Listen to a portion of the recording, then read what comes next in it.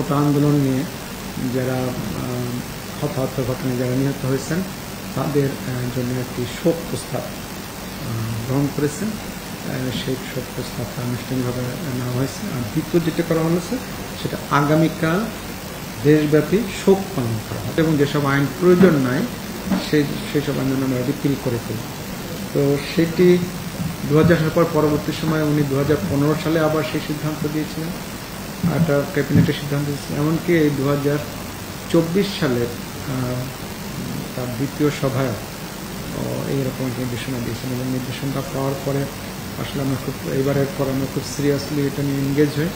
তখন দেখি প্রায় 244টা এরকম আইন আমরা চিহ্নিত করি যেটি ব্রিটিশ আমলে করা হয়েছিল এবং আমরা দেখতে পাই যে এর মধ্যে 25টি রিপিল করা হয়েছে আর প্রায় 199টা আসলে কিছুই হয়নি। আর কিছু বাকি কয়েকটা ছিল, সেটা হলো বিভিন্ন মন্ত্রণালয়ে কাজ করছেন যেগুলো কিছুই হয়নি। আসলে সেটা কারণটা আমরা যখন মন্ত্রণালয়ের সাথে বসলাম, আসলে ব্রিটিশ আমলে করা আইন তো তখন এই মন্ত্রণালয়টা এখন এরকম ছিল না, কোনটা কোন মন্ত্রণালয় করবে এটি নিয়ে একটা অস্পষ্টতা ছিল, যে কারণে মন্ত্রণালয় করেনি। ইতিমধ্যে আমরা আজকে মাননীয় ক্যাবিনেট থেকে সিদ্ধান্ত নিয়েছি যে আমরা লেজিসলেটিভের মাধ্যমে সেগুলো এক্সারসাইজ করে বিভিন্ন মন্ত্রণালয়কে ভাগ দিয়ে এবং আমরা দ্রুততম সময়ের মধ্যে যেন কাজটি শেষ হয় সেটা আজকে ক্যাবিনেট থেকে আমাদের সিদ্ধান্ত দিয়েছি। দ্বিতীয় যে বিষয়টা হল মহেশখালী সমন্বিত উন্নয়ন কর্তৃপক্ষ আইন 2024-এর খসড়া চূড়ান্ত অনুমোদন। আপনারা জানেন যে এই আইনটি এর আগে 17 এপ্রিল এটি নীতিগতভাবে অনুমোদন হয়েছিল। আপনারা জানেন যে মহেশখালীতে যে ডেভেলপমেন্ট হচ্ছে সেখানে একটা অথরিটি তৈরি করে ওখানকার কার্যক্রমটাকে যাতে সমন্বয় করা যায় সেজন্য অথরিটি করা হয়েছিল। নীতিগত অনুমোদন পরে আজকে এটি চূড়ান্ত অনুমোদনের জন্য উপস্থাপন করা হয়েছে। আজকের চূড়ান্ত অনুমোদন হয়েছে, তবে একটু সামান্য পরিবর্তন আছে। আগের নামটা ছিল মহেশখালী সমন্বিত উন্নয়ন কর্তৃপক্ষ, এখন প্রস্তাব করা হয়েছে এটার নাম হবে মহেশখালী কুতুবদিয়া সমন্বিত উন্নয়ন কর্তৃপক্ষ। কুতুবদিয়া শব্দটা যোগ হবে, কারণ যে জমিটা নিয়ে এই জমি এলাকা নিয়ে এই অথরিটি হবে সেখানে কুতুবদিয়ার জমিও আছে, যে কারণে এই নামটি এখানে সংযুক্ত হবে। এরপরে যে 3 নম্বর বিষয়টি ছিল বাংলাদেশ ও থাইল্যান্ডের মধ্যে অফিসিয়াল পাসপোর্টের ক্ষেত্রে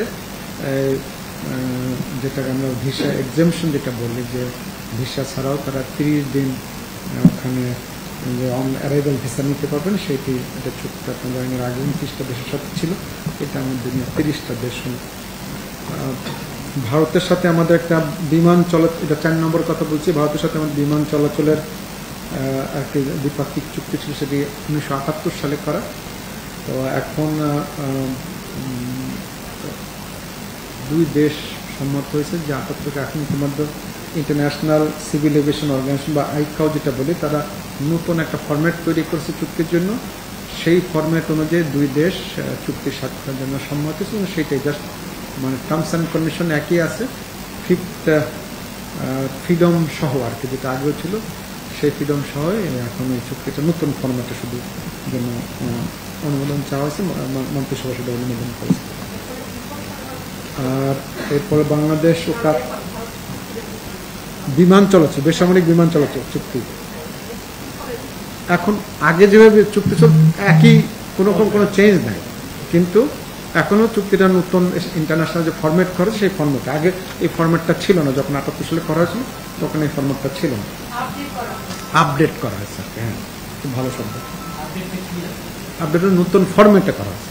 যে ফরম্যাটটা আইকাও স্ট্যান্ডার্ড তৈরি করে সেটা ফরম্যাট, যে চুক্তিগুলো এরকম হতে হবে, এরকম স্ট্যান্ডার্ড এবং এরকম ল্যাঙ্গুয়েজগুলো থাকতে হবে, ঠিক সেইভাবে এটা করা হয়েছে।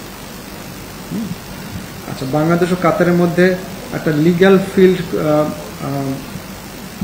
কোঅপারেশন এগ্রিমেন্ট একটা আইন মন্ত্রণালয় থেকে উপস্থাপন করা হয়েছে। এটি আসলে চুক্তি স্বাক্ষর হয়ে গেছে, আপনাদের এই চুক্তিটাকে রেটিফিকেশনের জন্য, স্বাক্ষরের জন্য এটি উপস্থাপন করা হয়েছিল, সেটি উপস্থাপন করা হয়েছে। এটি একটা রুটিন কাজ, সাধারণত চুক্তি স্বাক্ষরিত হলে এটা ক্যাবিনেট থেকে রেটিফাই না হলে বাস্তবায়ন হয় না। আর বাকি 4টি ছিল মাননীয় প্রধানমন্ত্রীর বিদেশ সফর সংক্রান্ত। মাননীয় প্রধানমন্ত্রী এসক্যাপের বৈঠক অংশগ্রহণ করেছিলেন এপ্রিল মাসে। সেটি নিয়ে ইআরডি এবং পররাষ্ট্র মন্ত্রণালয় থেকে ছিল। মাননীয় প্রধানমন্ত্রী ভারত সফর করেছিলেন ভারতীয় নবনির্বাচিত সরকারের শপথ গ্রহণ অনুষ্ঠানে।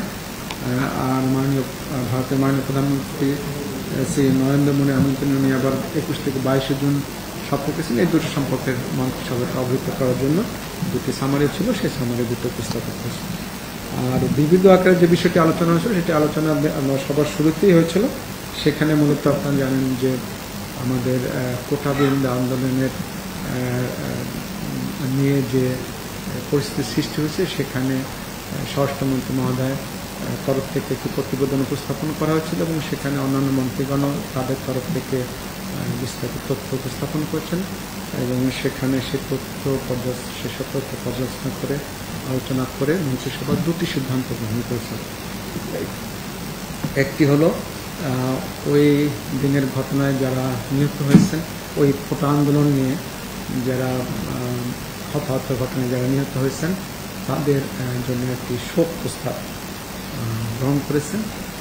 সেই শোক প্রস্তাবটা আনুষ্ঠানিকভাবে নেওয়া হয়েছে। আর দ্বিতীয় যেটা করা হয়েছে সেটা আগামীকাল দেশব্যাপী শোক পালন করা হবে।